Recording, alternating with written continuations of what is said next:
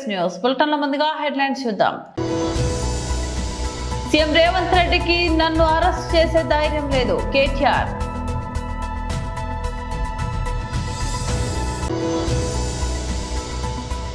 మీడియాతో మాట్లాడుతున్న BJP GHMC కార్పొరేటర్లు.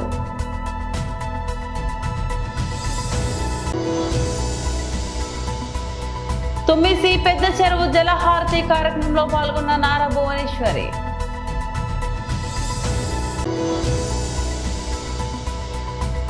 దుబాయ్ ఎయిర్ షోలో కుప్పకూలిన తేజస్ యుద్ధ విమానం.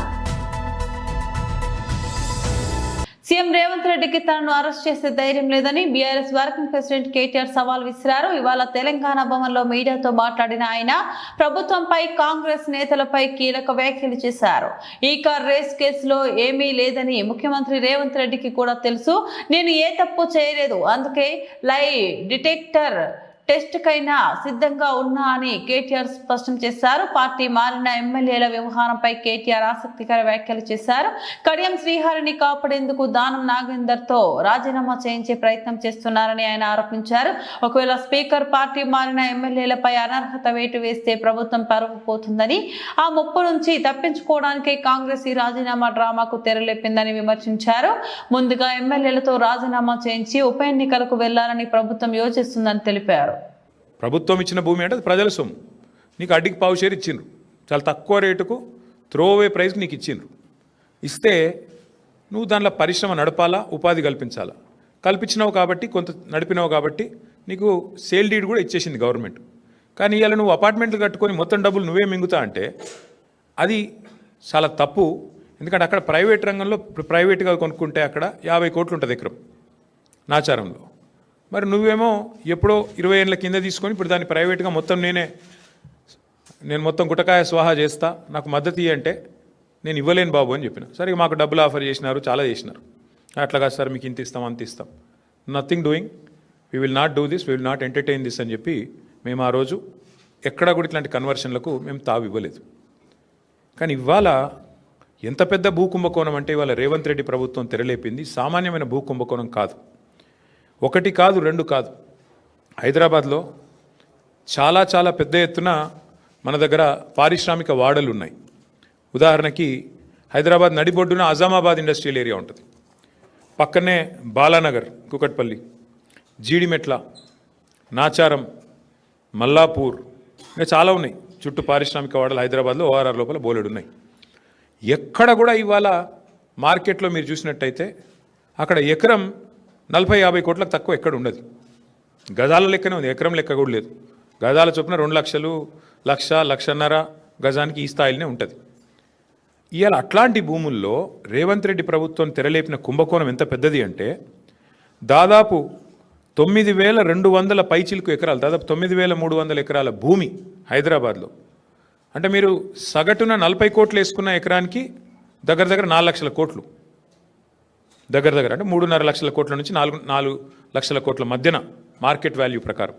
లేదు 50 కోట్లు వేసుకున్నారనుకో సగటున దగ్గర 5 లక్షల కోట్ల విలువ చేసే ఆస్తిని, అందులో మరి ఇవాళ ఆయన అనుయాయులకు, ఆయన వందిమాగదులకు, ఆయన బామ్మర్దులకు, ఆయన తమ్ముళ్లకు, ఆయన చుట్టూ ఉండే బ్రోకర్లకు ఇవాళ ఒప్పందాలు కుదిరించి ఒక అతిపెద్ద భూ కుంభకోణానికి రేవంత్ రెడ్డి ప్రభుత్వం మొన్న జరిగిన కేబినెట్ సమావేశంలో తెరలేపింది. ఇది నేనేదో ఊరికే ఆషామాషిగా ఆరోపణలు చేయట్లేదు. ఎక్కడెక్కడ విలువైన భూములు ఉన్నాయో ఇవాళ హైదరాబాద్ చుట్టూ అక్కడ రేవంత్ రెడ్డి ముఠా వాలిపోయింది. మొన్న కొండా సురేఖ గారి ఉదంతమే దానికి ఒక క్లాసిక్ ఎగ్జాంపుల్. కొండా సురేఖ గారి కుమార్తె ఆ రోజు కొన్ని ఆరోపణలు చేసింది నిర్దిష్టంగా. మిగతా ఆరోపణలు పక్కన పెడితే ఒక స్పష్టమైన ఆరోపణ ఆ రోజు చేసింది అమ్మాయి. మంచిరేవులలో ఒక భూమి ఉంది, ఆ భూమిలో రేవంత్ రెడ్డి గారి బ్రదర్ కన్నుబడ్డది. అందుకే ముఖ్యమంత్రి గారు జపాన్లో ఉంటే కూడా మేము అక్కడ ఆ భూమి కాడికి పోయేందుకు ఎండోమెంట్స్ రోడ్డు పర్మిషన్ ఇస్తే, ఎండోమెంట్స్ వాళ్ళు ఉన్న భూమిలోకి వెళ్ళి రోడ్డు పర్మిషన్ ఇస్తే ముఖ్యమంత్రి గారు జపాన్లో ఉండి కూడా ఆ ఫైల్ తెప్పించుకొని ఆపేసిండు. బీజేపీ జీహెచ్ఎంసీ కార్పొరేటర్లు మీడియాతో మాట్లాడారు.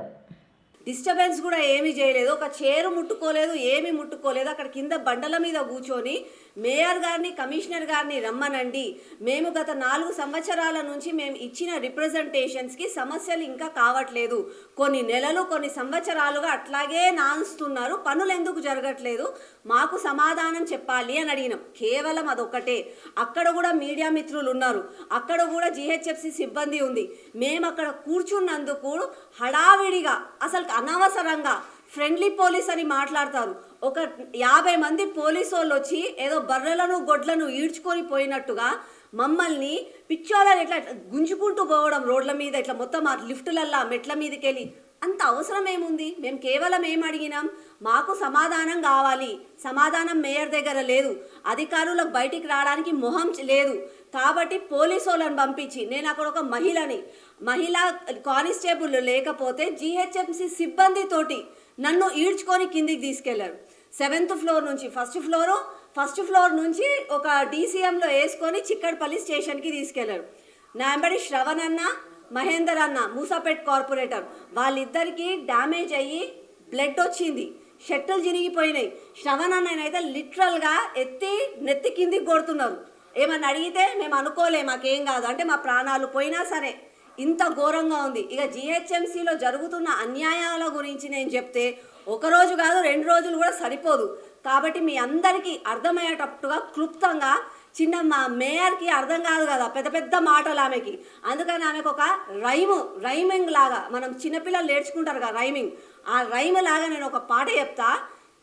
Twinkle twinkle little star, Johnny Johnny yes papa తెలుసు కదన్న, అట్లా ఒకటి చెప్తా, మీరు వినండి. జిహెచ్ఎంసి రైమ్, దీని పేరు. Collecting taxes yes papa, street lights no papa, new roads no papa, breakages everywhere yes papa, better sanitation no papa, public money wasting ha ha హా. ఇట్లుంటుంది మేయర్ పని. ఏమి చేత కాదు, ఏది అడిగినా లేదు లేదు లేదు. మళ్ళీ నిధులన్నీ ఎక్కడికి పోతున్నాయి, పన్నులు తీసుకుంటున్నారు, పన్నులు ఎక్కడికి పోతున్నాయి అంటే కేవలం ఎంఐఎం వాళ్ళు పాలిస్తున్న ఏరియాలకే పోతున్నాయి. నేను అన్న ఇవాళ ఒక బీజేపీ కార్పొరేటర్గా అడగట్లేదు, ఒక హైదరాబాద్లో ఉన్న ఒక బిడ్డగా అడుగుతున్నా. ఇవాళ మేము ఏదైనా సమస్య కోసం అడిగితే, ఫర్ ఎగ్జాంపుల్ రోడ్ల మీద గుంతలు ఉన్నాయి, ఎందుకు మేడం అని అంటే బీటీ ప్లాంట్ పని చేస్తలే అని అంటారు. చెట్ల కొమ్మలు రోడ్ల మీద ఉన్నాయి, ఎందుకు తీస్తలేరు అన్న అంటే డీసీఎం లేదు. చెత్త కుప్పలు రోడ్ల మీద ఉన్నాయి, ఎందుకు వస్తలేదంటే రామ్కి వాళ్ళు ఎత్తుకపోతలేరు. స్ట్రీట్ లైట్స్ పనిచేస్తలేవు, లైట్లు ఎందుకు వెలుగుతలేవు అంటే ల్యాడర్ నిచ్చెన లేదు. దేనికి అడిగిన సమాధానం ఒకటే, లేదు లేదు లేదు.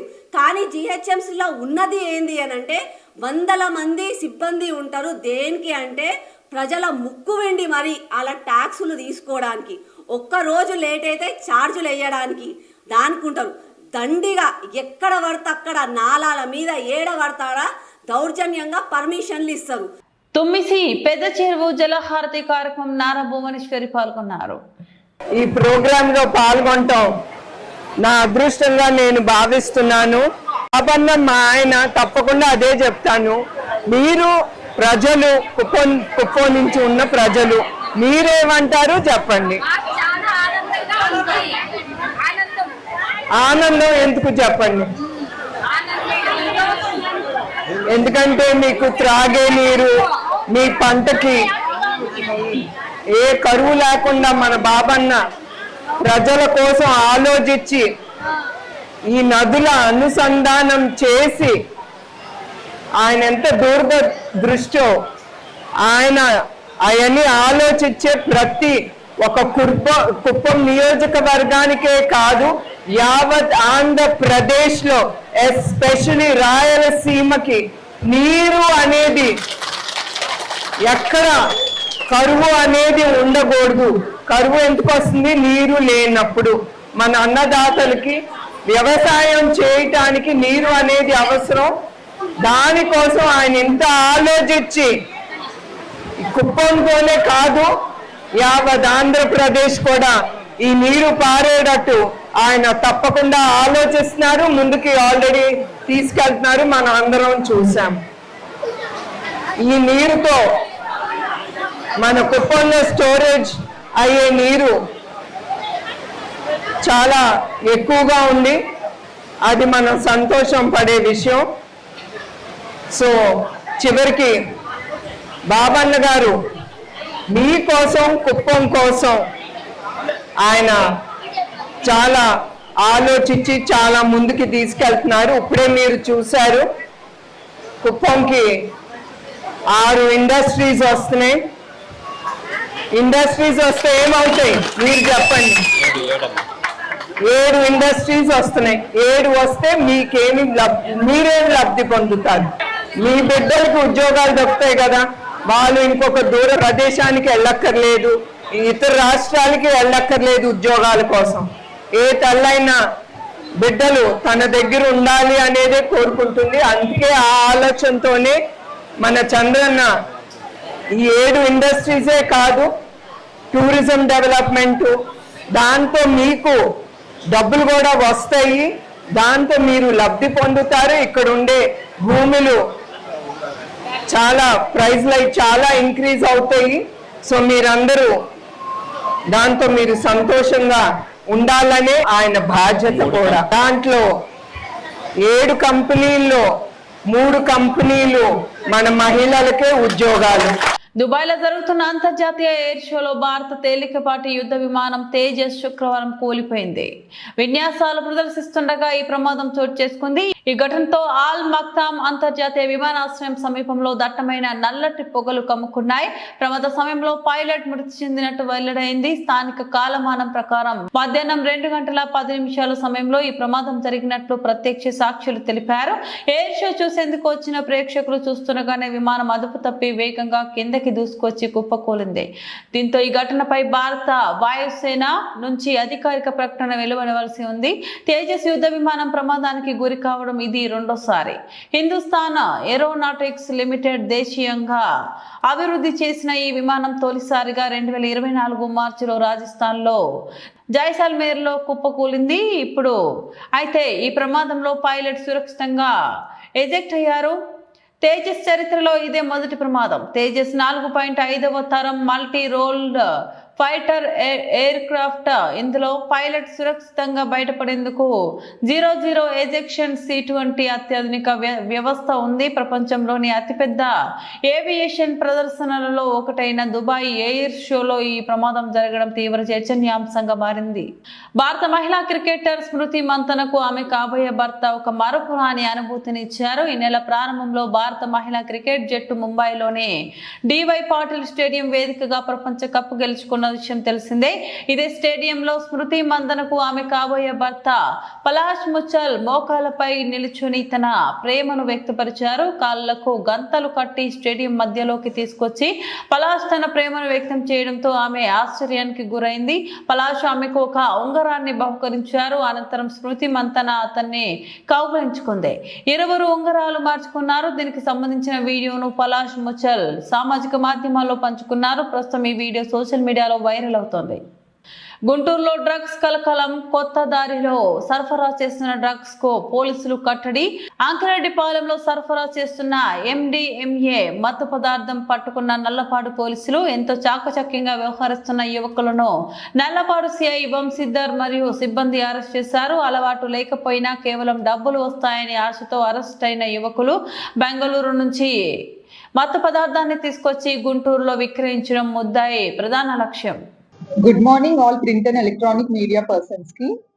ఎస్టర్డే నిన్న 20/11/2025 తేదీన మధ్యాహ్నం 11:30 గంటలకి ఈగల్ టీం వాళ్ళు గ్రౌండ్ ఫీల్డ్ లో ఉన్న వాళ్ళు ఇచ్చిన ఇన్ఫర్మేషన్ ప్రకారం నల్లపాడు పోలీస్ వాళ్ళకి 11 గ్రాముల MDMA also called as ecstasy and molly drug అనే ఒక సింథటిక్ డ్రగ్ 2 వ్యక్తుల దగ్గర నుంచి తీసుకోవడం జరిగింది. ఒకరు విశాల్ అనే వ్యక్తి ఏజ్ 23 years ఫ్రమ్ బెంగళూరు. ఇతను సంజయ్ అనే వ్యక్తి నుంచి బెంగళూరు నుంచి దీన్ని పర్చేస్ చేసి గుంటూరు వైపు వచ్చారు. ఇతన్ని పిక్ చేసుకోవడానికి వెళ్ళిన person Battula Srinivasarao, again age 24 to 25 years మధ్యలో ఉంటుంది. వీళ్ళిద్దరూ కూడా దీన్ని తీసుకొని వెళ్ళి సాగర్ ఇంకా మొయినుద్దీన్ అనే 2 వ్యక్తులకి ఇవ్వాలనే ఉద్దేశంతో దీన్ని ట్రాన్స్పోర్టేషన్ లో తీసుకొని వెళ్ళడం జరిగింది. వీళ్ళిద్దరి పొజిషన్ లో విశాల్ ఇంకా బత్తుల శ్రీనివాస్ అనే వీళ్ళిద్దరి పొజిషన్ లో కూడా 11 grams MDMA డ్రగ్ దొరకడం జరిగింది. వీళ్ళెవరికి అమ్ముదాం అనుకుంటున్నారంటే ఫార్వర్డ్ లింకేజ్ లో సాగర్ ఇంకా మొయినుద్దీన్ అనే ఇద్దరు వ్యక్తులకి ఫార్వర్డ్ లింకేజ్ లో అమ్ముదామని అనుకున్నారు. బ్యాక్వర్డ్ లింకేజ్ లో మాకు దొరికిన పేరు ఏంటంటే సంజయ్ అనే వ్యక్తి ఫ్రమ్ బెంగళూరు. ఇంకా ముగ్గురు వ్యక్తులు ఎబ్స్కాండింగ్ లో ఉన్నారు ఈ పర్టికులర్ కేసులో. ఈ ముగ్గురిని కూడా మేము అప్రిహెండ్ చేయాల్సి ఉంది. ప్రస్తుతం అయితే ఈ ఇద్దరు వ్యక్తుల్ని బత్తుల శ్రీనివాస్ ని అలానే విశాల్ సింగ్ చౌహాన్ అనే వీళ్ళిద్దరిని కూడా అప్రిహెండ్ చేసి రిమాండ్ కి పంపించడం జరుగుతుంది. 1220/2025 ఆఫ్ నల్లపాడు పిఎస్ కింద వీళ్ళిద్దరి మీద కూడా కేసు రిజిస్టర్ చేయడం జరిగింది. ఈ MDMA అనే ఒక సింథటిక్ డ్రగ్ ని పొజెస్ చేసి దీన్ని ట్రాన్స్పోర్టేషన్ చేసి థర్డ్ పార్టీకి అమ్ముదామని అనుకుంటున్నారు. ఇది ఇప్పుడే కాదు, చాలా మంత్స్ నుంచి కూడా వీళ్ళు నెక్సెస్ తోని బెంగళూరు నుంచి తీసుకొని వచ్చి లోకల్లో సప్లై చేస్తున్నారు అని మాకు తెలిసింది. వన్స్ బ్యాక్వర్డ్ లింకేజ్ ఎప్పుడైతే మాకు దొరుకుతుందో, సంజయ్ అనే వ్యక్తిని దొరికిన తర్వాత బ్యాక్వర్డ్ లింకేజ్ కూడా బస్ట్ చేయడం జరుగుతుంది. లాస్ట్ 6 months లో this is the third MDMA case Nallapadu police వాళ్ళు పట్టుకున్నది. వీళ్ళని వెంటనే రిమాండ్ చేయడం జరుగుతుంది. అలానే ఫ్యూచర్ లో కూడా ఇలాంటి MDMA సప్లై చేయను నల్లపాడు పోలీస్ లిమిట్స్ లో గానీ, గుంటూరు టౌన్ పోలీస్ లిమిట్స్ లో గానీ జరగకుండా చూసుకునే జాగ్రత్తలు చేపడుతున్నాము. కామారెడ్డి జిల్లా రంగారెడ్డి మండలం రాష్ట్ర మంత్రి సీతక్క ప్రభుత్వ సలహాదారు మహ్మద్ షబ్బీర్ అలీ పర్యటన సందర్భంగా కాన్వాయ్ ను అడ్డుకోవడాన్ని జిల్లా కాంగ్రెస్ ఉపాధ్యక్షులు గిరెడ్డి మహేందర్ రెడ్డి తీవ్రంగా ఖండించారు. అడ్డగింతల అరాజకాలతో బీఆర్ఎస్ సాధించేదేమీ లేదని మహేందర్ రెడ్డి విమర్శించారు. ప్రజాప్రభుత్వం అమలు చేస్తున్న సంక్షేమ చర్యల్లో రైతులకు 2 లక్షల రుణమాఫీ, సకాలంలో వరి కొనుగోలు, ఖాతాలో నేరుగా డబ్బులు జమ, సన్నాహాలకు 500 రూపాయలు బోనస్, పేదలకు ఇందిరమ్మ ఇండ్ల నిర్మాణం వంటి పథకాలు కొనసాగుతున్నాయని తెలిపారు. నేను గిరెడ్డి మహేందర్ రెడ్డి, రామారెడ్డి మండల్ పోసంపేట గ్రామ మాజీ సర్పంచ్, జిల్లా కాంగ్రెస్ పార్టీ ఉపాధ్యక్షులు. నిన్న మంత్రి సీతక్క కామారెడ్డి పర్యటనకు ఉమ్మడి జిల్లా మంత్రి సీతక్క గారు నిజామాబాద్ మాలాల పాకాల సిరికొండ మండలం పాకాలకు మాలావత్ పూర్ణిమ తండ్రి కాలం చేయడం వలన వారిని పరామర్శించడానికి వెళ్తుంటే రామారెడ్డి మండల్ దుర్గా వైన్స్ వద్ద కొందరు టీఆర్ఎస్ నాయకులు రైతు ముసుగులో మంత్రిని కాన్వాయ్ని అడ్డుకోవడం జరిగింది. కొంచెంలో డ్రైవర్ చాకచక్యంతో లేకుంటే వాళ్ళ మీదికి వెళ్తుండే చాలా ఇబ్బందికరమైన జరుగుతుండే. కానీ టీఆర్ఎస్ నాయకులను ఒక విజ్ఞప్తి చేస్తున్నా, హెచ్చరిస్తున్నా, మంత్రిని అడ్డుకోవడం ఘనకార్యం అనుకుంటారు. మంత్రిని రాండి, మీరు వినతి పత్రం ఇవ్వండి, ఎక్కడైనా వినతి పత్రం ఇస్తే తీసుకుంటారు. మీ గవర్నమెంట్లో 10 ఏళ్ళ గవర్నమెంట్లో మంత్రి ఎమ్మెల్యేలు వస్తే పొద్దున్న 4 గంటలకు అరెస్ట్ చేసి కూర్చుండేట్టుడు ఆ రకం చేస్తలే మేము. ఎవరు వచ్చినా చేయండి, వినతి పత్రాలు ఇవ్వండి, రైతులకు అన్యాయం జరిగితే వాస్తవం చెప్పండి. కానీ ఏదో మేము పేపర్లో టీవీలో రావాలని ఘనకారం చేయాలని మీరు చూస్తారు. ఇది చాలా దుర్మార్గమైన చర్య. ఒక గౌండు ఎస్టీ మంత్రి మీద దాడి యత్నం చేయడం చాలా తీవ్రంగా ఖండిస్తున్నాం.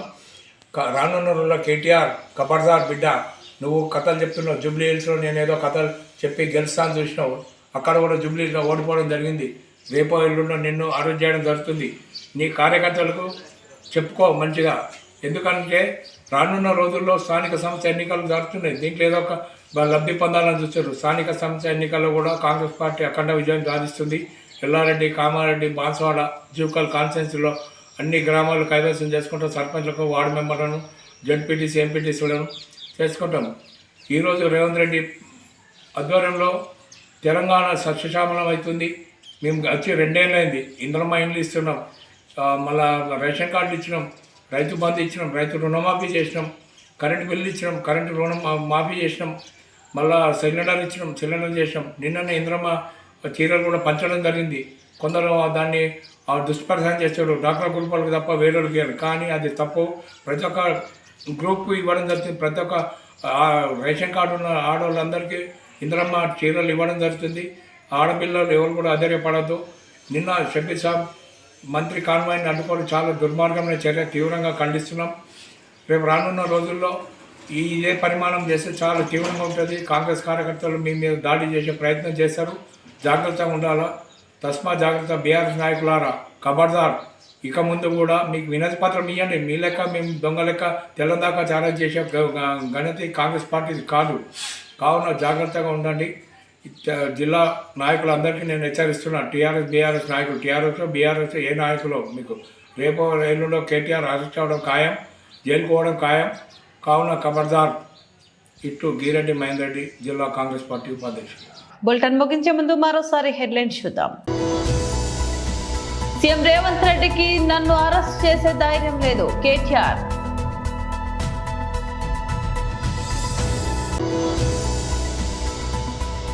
మీడియాతో మాట్లాడుతున్న బీజేపీ జీహెచ్ఎంసీ కార్పొరేటర్లు.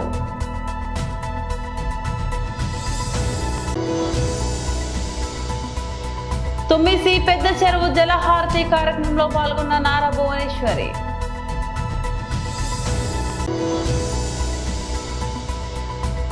దుబాయ్ ఎయిర్ షోలో కుప్పకూలిన తేజస్ యుద్ధ విమానం. ఇవి బులెటిన్ అప్డేట్స్. మరో బులెటిన్లో మళ్ళీ కలుద్దాం. అంతవరకు సెలవు, నమస్తే.